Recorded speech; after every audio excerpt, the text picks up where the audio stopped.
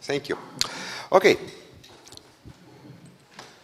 I would like to start with plugging my own review in the latest TUG board. It's about Face and Interface Conference at Stanford 2023, where participants discussed fonts, scripts, scripting systems, and one of the thoughts and one of the things which was from this conference for me is that, yes, typography is an art. As an art, it reflects what people are doing. And it reflects our society, our politics, the way we think about us as people. And one of the interesting processes which is going on today is decolonization. A lot of people start to think about their traditions, about the things which is theirs and not somebody from outside, and try to rethink their place in the world. One of the things is typography. A lot of people started to think, what is our typography? How does it differ from the typography of empire where we used to be? Now, when we talk about Ukraine, there is a decolonization process where Ukrainians start to reassess what in their cultural inheritance is theirs, what is done by Russia, and what kind of and what parts of this legacy they should maybe reject or accept. It turns out that Ukrainian typographic tradition, of course, it's close to Russia, but it has Russian, but it has a lot of different features, different ideas, and a lot of quite Ukrainian things. On the second item here, you see the photos of Kyiv railway station, which was renamed recently. It used to be Leo Tolstoy railway station. Now it's Площадь Украинских Героев, Plaza of Ukrainian Heroes. And you can see that the first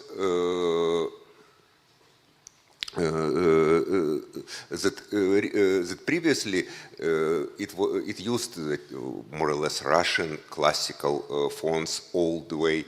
On the second photo, you see the Ukrainian name, which was done by Bogdan Gdal. This is, by the way, the gay. This, by the way, the person on the second photo. He is the designer of this font, a very interesting Ukrainian font designer. And you see that the font is quite different. Of course, it's different because it's more decorative. But some things like the letter, Cyrillic letter "sha," it's quite different what it used in Russian, and it's taken from the old Ukrainian manuscripts. So I wanted to add something to it, and I wanted to add some typical Ukrainian font to TeX. Basically, I wanted to put it to C10, so it could be added to TeX, MikTeX, and so on. So I needed some good Ukrainian font with good open source license, so we can package it, repackage it, and just to show the Ukrainian traditions there. And it turned out that it was not a simple things to do, because a lot of even free Ukrainian fonts are under licenses which forbid, for example, change or forbid some things to do. It's strange. I talked to Bogdan Gdal here about it for a long time, but I was not able to convince him, for example, to change the license of his free font so I could repackage it. It was rather frustrating. But there is a great font, a quite Ukrainian font, which has OFL license, and so it's quite suitable for packaging. And there is a reason for it. And I need to make some aside. and talk a little bit about a great organization which is called Mistecki Arsenal, Arsenal of Art. For those who are fans of the English football team with the same name, let me remind you that Arsenal is actually a place where tools, weaponry, and so on are stored, and football team was because it was military arsenal nearby. But this Ukrainian organization decided to use the word in its original meaning. So Mistecki Arsenal is basically a place where tools and things for artists are kept. It's a great organization. It's a cultural center. It's an exhibition center. It's a museum. And it did a lot for Ukrainian culture. In 2011, they decided to make a competition for the best Ukrainian font. And the conditions for the competition were rather difficult. They wanted a modern font, but also traditional. And they wanted to be a business-like, but still distinct and good. They put rather generous price for this. The first prize was 100,000 hryvnia, which was at that time about 10,000 euro. And for Ukrainian artists, it's probably, well, even for any artist, it's a quite considerable thing. And the nice thing about the conditions was that they wanted the font to be first renamed, so it would be Arsenal. And second, they say that the winner should be released under OFL, under Open Font License. Now, he is the winner. It's Andriy Shevchenko from Berdyansk. The font, and you can see it because you probably already guessed that with the slides are written in this font, it's rather narrow. It's and this very space-saving feature. It has really good contrast. It's very clear, very easy to read. It's sans serif. To tell the truth, I like serifed fonts, but I understand that nowadays a lot of business texts are typeset with sans serif, and it's really pleasant and good. Because it was released under OFL, it was possible to improve it, and it was greatly improved after 2011 by different people mentioned here. They added a lot of Cyrillic signs, Cyrillic letters for languages other than Ukrainian and Russian, so you can now typeset Bashkirian or Tatar or even the Cyrillic Mongolian or a lot of other languages in this font. A lot of Latin letters were added, including very good support of Vietnamese with its crazy accents and multi-storied things. And it's now a very mature, very nice, and very good font. So what I did, I wrote LaTeX support for this font.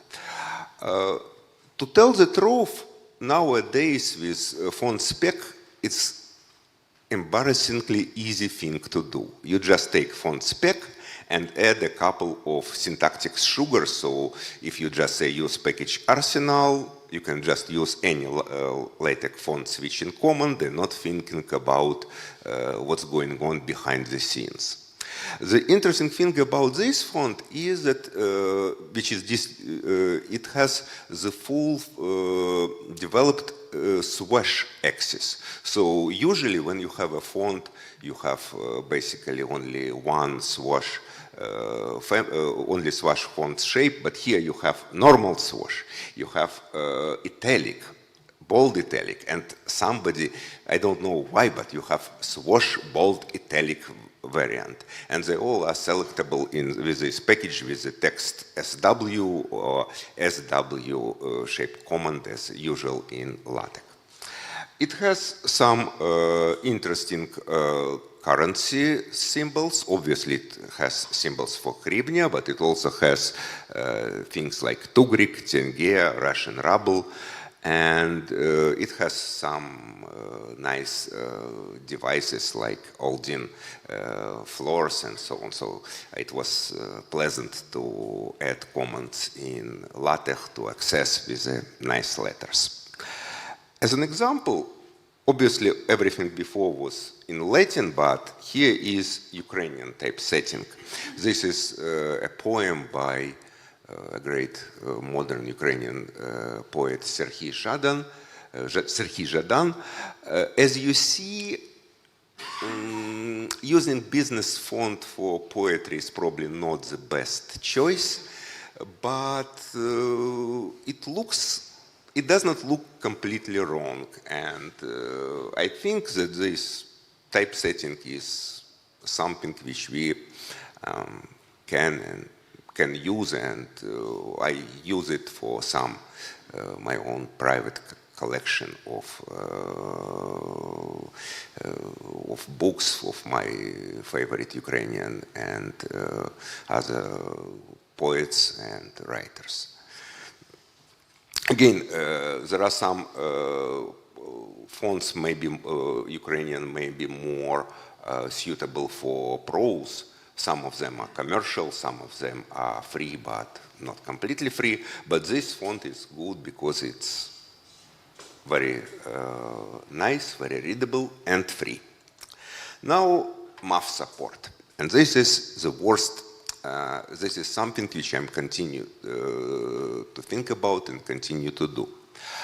Maybe the best thing about MAF support would be to just write an OTF open type format file with MAF for this font. And I would do it if I were an artist or if I knew how to write, how to write open type files. I should learn it, but I don't. So presently what I did a couple of different attempts. They all are options in the package. First attempt was I took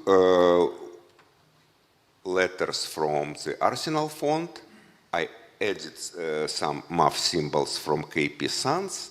KP Sans light, actually. The font is very light. And you see it in the first example. Somehow it does not work with XeTech, because XeTech, I think it's a little bit buggy, and when it tries to use text fonts in MAF, the spacing is completely wrong. The second attempt is to use Iona Light, completely for letters, for signs, and so on. It looks more or less okay,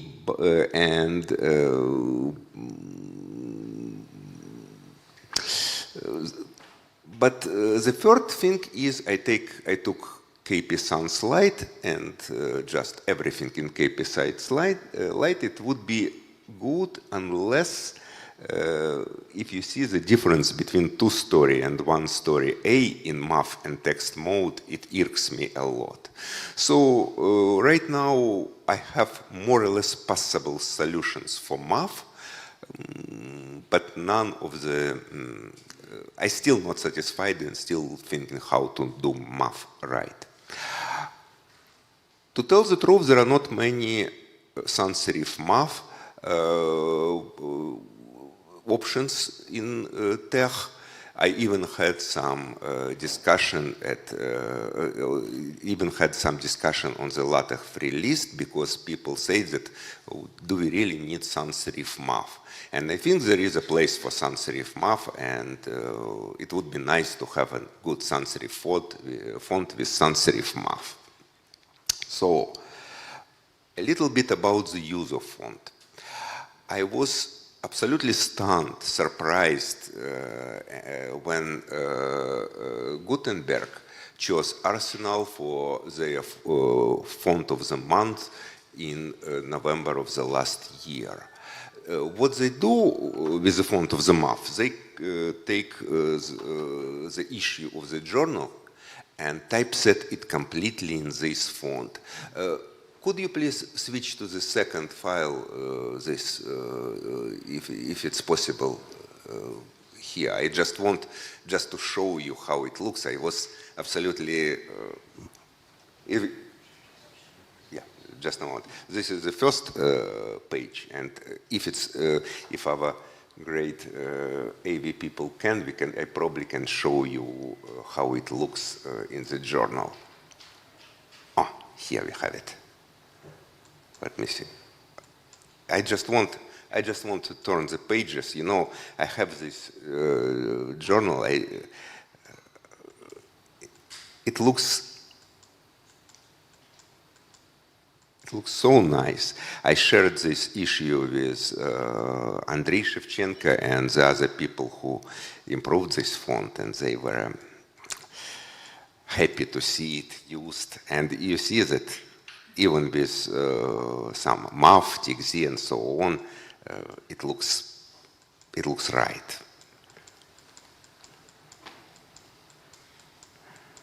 Yeah, he uses this font in different things. So you see that when you use this font in real use, in long texts with different levels,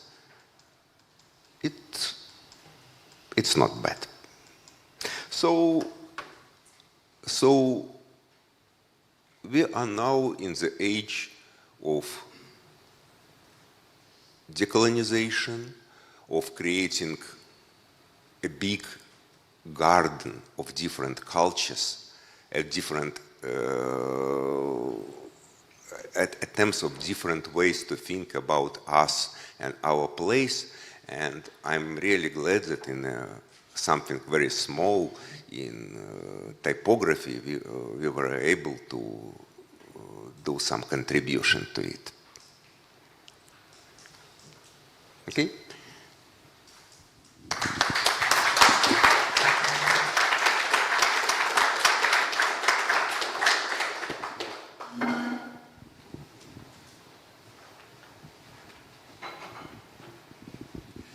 Yeah, just a comment. You mentioned that there are not so many sans serif mass fonts available.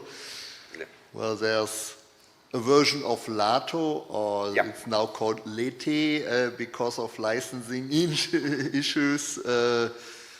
And I think there's also a version of Noto songs. Well, it's maybe not released yet, but it's worked on. So there will be more options of sans serif mass, but I don't know how it works together with this font. So you would have to try it. Yeah, thank you. I actually tried to use Lata with Arsenal, but Lata is heavier, and the MAF just did not blend well with the text, because I need just light sans serif, and it's not easy.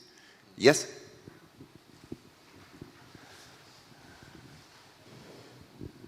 This question is also about sans serif font.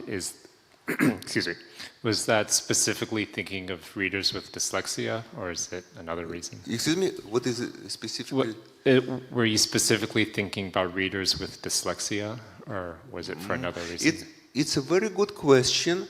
I don't know whether sans serif is really better for dyslexia. I wrote a paper quite some time ago when we measured the serifed and sans serifed font and how they are read by people, how well they are understood and quick. And our main result was that there is no difference between serif and sans serif. So I would think that sans serif is probably not better for dyslexia, but I cannot think about research here offhand. Okay, maybe I'll ask you more later, but thanks. Yeah, thank you. Linking to Didier's talk, Ivona misses some characters in the math fonts. So if you try to type a norm with your Arsenal font in XeLaTeX, you get nothing. What happens is that here I stole a trick by Frank. he actually patched Ivona to get Norm and some other characters from other fonts.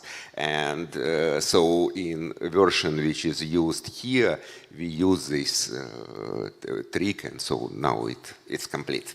Thank you, Frank. Any other question?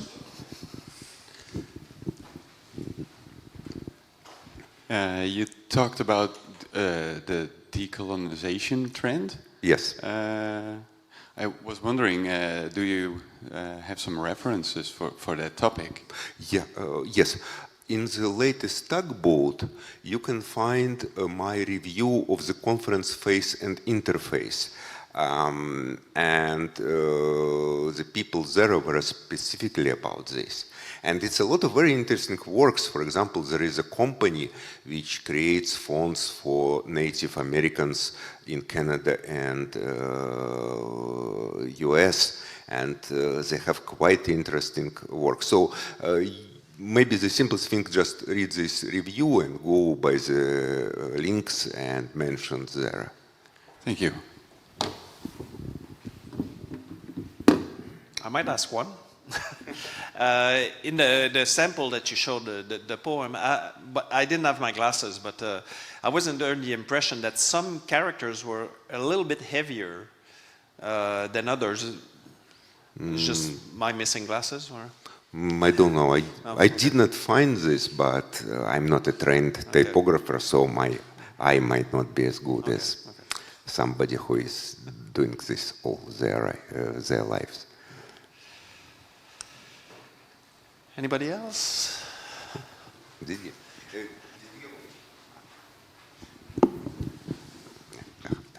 Just as we touched the topic of dyslexia, unfortunately the problem is that no font works for every dyslexic. Like every dyslexic has unique needs. Some people love Comic Sans, some people hate it. Some people love Antiquatoruńska, some people hate it. Some people are happy with Times, which is completely ununderstandable to me, how someone with dyslexia can be happy with Times, but there are such people. So the problem with these people is that you need to provide a way how they can change the font to anything they want, basically. So that's the challenge, actually, if you want to be dyslexic friendly in any document, is how do you do it on the fly so that the people can access it without any problem?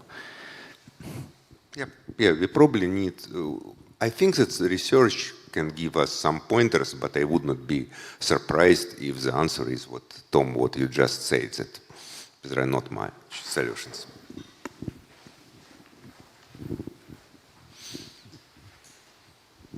I'm just relaying a comment on the YouTube channel about the missing characters in the fonts, and the example of the norm character. So there is a comment from Michael Sundquist who says one can also duplicate the bars to get the norm. This is done in context and in some other fonts. Yeah. That's all. Yeah. Absolutely. Yes, absolutely. We can use some LaTeX tricks to overcome the missing characters.